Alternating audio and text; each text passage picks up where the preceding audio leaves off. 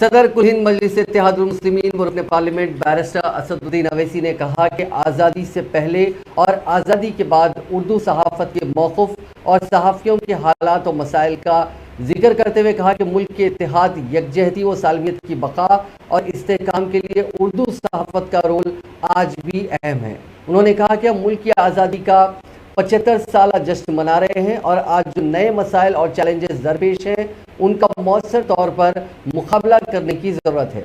وہ آج media plus auditorium گن foundry میں Telangana Urdu working journalist federation کے زیر اہتمام اردو صحافت کے 200 سال کے سلسلے میں جشن اردو صحافت چندر سریواسو کے نام سے بحیثیت مہمان خصوصی خطاب کر رہے تھے۔ انہوں نے کہا کہ آزادی کی تحریک میں اردو صحافت نے اہم رول ادا کیا، لیکن جن لوگوں نے اس لڑائی میں انگلی بھی نہیں کٹوائی وہ آج آزادی کے ہیرو بنے بیٹھے ہیں۔ انہوں نے کہا کہ فیڈریشن نے ان کو اردو صحافیوں کے مسائل کے تعلق سے جو یادداشت پیش کی ہے وہ اسے حکومت سے رجوع کر چکے ہیں۔ میڈیا اکیڈمی کی صدارت کے لیے اردو صحافی کے تقرر کے علاوہ سرکاری زبان کمیشن، پبلک سروس کمیشن وغیرہ میں اردو کے نمائندوں کے تقرر کے معاملے میں بھی انہوں نے چیف منسٹر سے بات کرنے کا تیقن دیا۔ ممتاز صحیفہ نگار چندر سریواسو نے اس موقع پر کہا کہ ملک میں سیکولرزم، فرقہ وارانہ اتحاد و یکجہتی کو شدید خطرہ لاحق ہے۔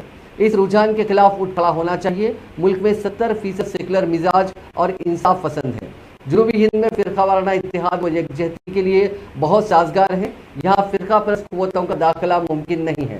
انہوں نے اپنی طویل صحافی سفر کی یادیں تازہ کرتے ہوئے کئی اہم واقعات کا ذکر کیا اور بتایا کہ علیحدہ تلنگانہ کی تحریک سیاسی تحریک نہیں تھی بلکہ جرنلسٹوں نے شروع کی تھی۔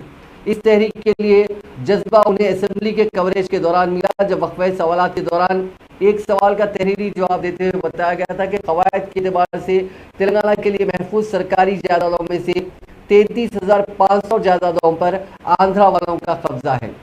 اس اجلاس کو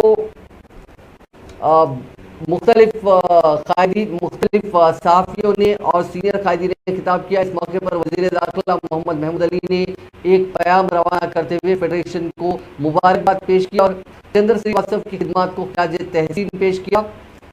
یہ پیام ریاض احمد خان فیڈریشن نے پڑھ کر سنایا۔ عامر علی خان نیوز ایڈیٹر سیاست نے کہا کہ اردو زبان کو غیر ضروری طور پر مسلمانوں کی زبان کہا جا رہا ہے۔ ملک میں مسلمانوں پر مظالم اور ان کے ساتھ ناانصافیاں بڑھ گئی ہیں جس کے خلاف مسلمانوں کو آواز بلند کرنی چاہیے۔ اس اجلاس سے کانگریس کے سینئر لیڈر اور ایجوکیشنسٹ ظفر جاوید اور دیگر صحافیوں نے بھی خطاب کیا۔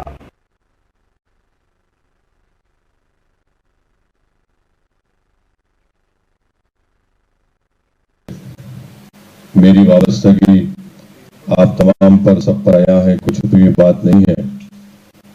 جب میں عملی سیاست میں نہیں تھا، جب سے میں جناب چندر سریواسو صاحب کو اپنے مرحوم والد کے ساتھ کئی وقت پر میں نے دیکھا ہے اور چندر سریواسو صاحب اور مرحوم قائد سالار ملت کے ساتھ بڑی قربت تھی اور مرحوم قائد کے ساتھ بہت اہم سیاسی موضوعات پر اور جب کبھی بھی اس وقت ریاست آندھرا پردیش کے سیاسی حالات اتار چڑھاؤ جو پیش آتے تھے تو مرحوم قائد کے ساتھ جناب چندر صاحب ہمیشہ بیٹھ کر گفتگو کرتے تھے اور ایک لمبا عرصہ جناب چندر صاحب نے اردو صحافت کے لیے دیا ہے اور یقیناً میں سمجھتا ہوں کہ موجودہ دور میں ایک لیونگ لیجنڈ ہے جناب چندر سریواسو صاحب اور یہ بہترین کام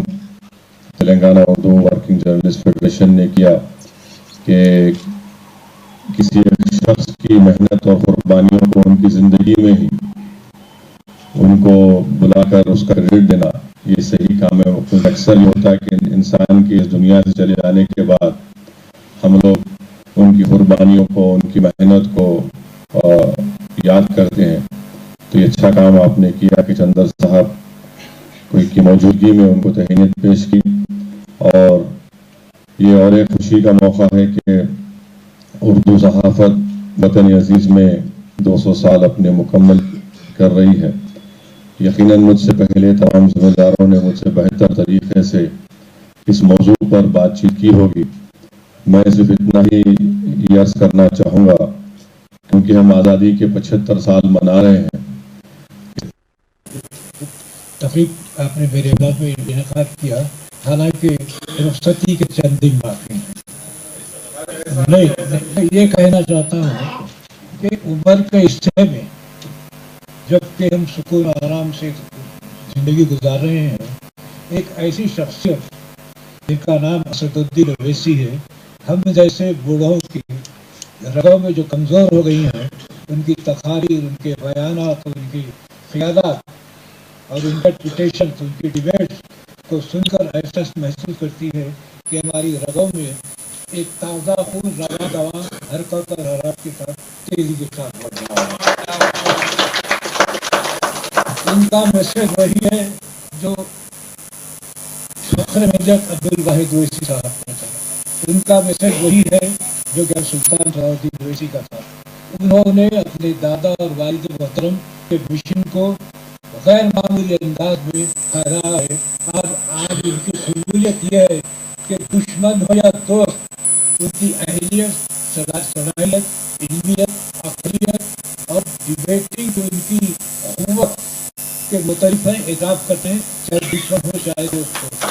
आज घर घर में मुझे फ़ख्र है ये कहते हुए, घर घर में चाहे हिंदू घर या मुसलमान घर, मैंने पार्लियामेंट स्वतंत्र चॉइस जिन्होंने हासिल किया, उनका नाम हर घर में दिया जाता है, सुना जाता है। इधर से उनका नाम, मैं उनके जिस तबके या फ़िरक़े की नुमाइंदगी कर रहे हैं, मैं उनके लिए उनकी एक शेर नज़र करता हूँ। जिंदगी दुनिया में आई ऐ मुसलमान तेरे लिए, जिंदगी दुनिया में आई ऐ मुसलमान तेरे लिए, तू जहाँ के वास्ते और जहाँ तेरे लिए, आँख से बेदार हो अपना कदम आगे बढ़ा, ये ज़मीन तेरे लिए, ये आसमान तेरे लिए। ये आपकी नज़र है रकीब मिल्लत। आपका शुक्रिया, आपकी उम्र दराजी। अल्लाह आपने जो मिशन फैला, इंशाअल्लाह 10 के साल के बाद हम नहीं रहेंगे, लेकिन दुनिया देखेगी कि हर रियासत में आपके नुमाइंदे होंगे, असम्बली में होंगे, पार्लियामेंट में होंगे। अब आपने कब्जा किया है, बिस्मिल्लाह की है मध्य प्रदेश। आपको मुबारक, आपकी दराज़ी उम्र और आपकी मज़ीद कामयाबी की दुआ और इंतज़ार।